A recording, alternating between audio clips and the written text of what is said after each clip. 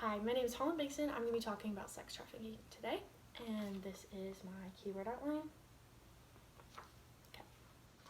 Did you know that in 2018, the United States was deemed one of the worst places to be for sex trafficking? Did you also know that of 40.3 million people that are trafficked, 25% are kids? For a country that claims to be the land of the free, we sure do have quite a few people that are involved in what we call modern day slavery, trafficking. This is a very important issue and something that quite a few people hold a big part of, are stakeholders in.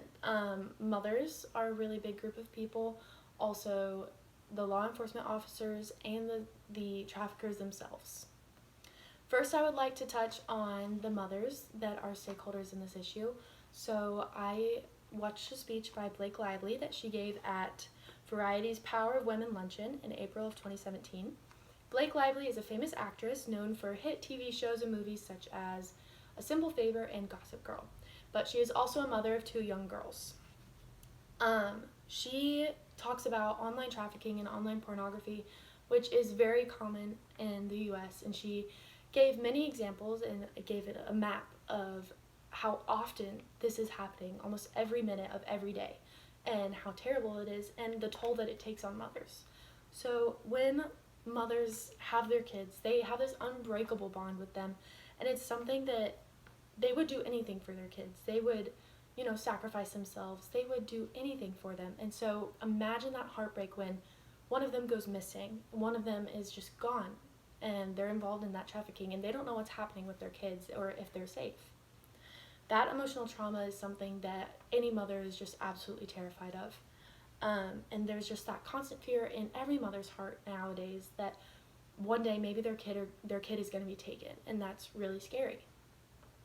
The second group that I would like to discuss are law enforcement officers. Law enforcement officers are also people, which is something that is very important to remember for this topic, because they are having to work with, sex predators, people that have, or sex offenders and predators that have already been identified, and they're also having to be on the lookout for these people and are searching the internet for them.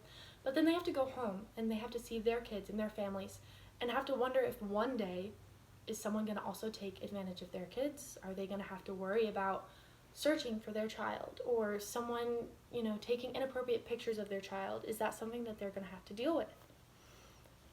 Mark Kebbell and Kindle Masters did a study in 2019 of the effects of having to work with sex traffickers on policemen.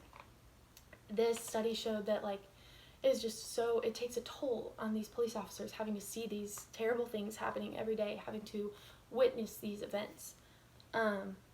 They also have to deal with online and having to see that, people are trading videos and photographs online, which is a big issue because it's so difficult to track. And there's the dark web, things like that, where people are trading and buying and selling these things that they're really struggling to track. And it's very difficult to track down people that seem faceless. There's also easy access to internet everywhere, so it becomes a very difficult thing to track down these people. The Citizen's Guide to U.S. Federal Law on Child Pornography states that these are heinous crimes that are felonies, and that they persecute both online and in-person pornography and child pornography the same way, because they are, in the essence, the same thing.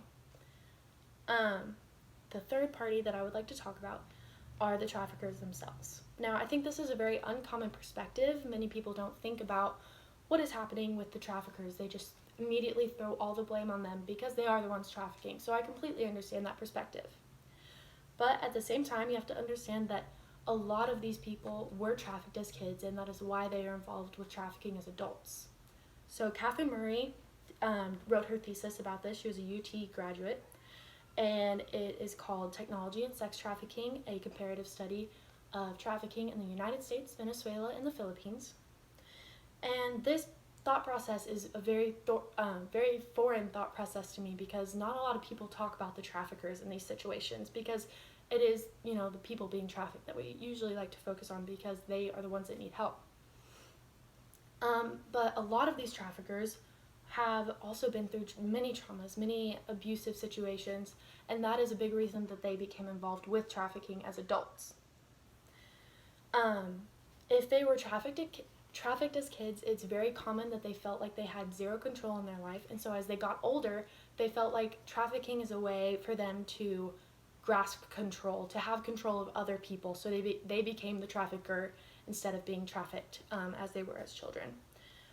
Victims to Victimizers is a paper and a study done by Jody Raphael and Brenda Myers-Powell. In this study, they studied 25 ex-pimps or ex-traffickers, and they found these two statistics that I found very interesting. 88% of them were physically abused as children, and 76% were sexually abused on top of that as children. There was also, in 90% of the homes, domestic violence, drug and alcohol abuse, and some family member or someone they were living with was already involved in prostitution. So I think this really shows that there is a big cycle in this trafficking ring. Like, everything is cyclical to cyclical motion that's happening. And I'm not saying that we need to let these people off the hook, but it is interesting to look at how these kids that are being trafficked are the ones that are growing up and becoming the traffickers. So it's a very cyclical cycle that is happening with the trafficking and the traffickers. So that makes them a big stakeholder. It makes the traffickers a stakeholder as well, because they were trafficked as children. And a lot of ex-traffickers and ex-pimps have become big advocates because they've seen the dangers of this lifestyle and seen the dangers of just, the kids being trafficked, and become big advocates to go against it. Sex trafficking has been happening for thousands of years, but has only recently become completely unacceptable. And so now, as the internet becomes more accessible, we see people taking advantage of videos and photos online, and people that are trading and viewing those photos are also involved in the trafficking of underage children. Many people are involved with this cause, including parents and law enforcement and traffickers themselves. Thank you.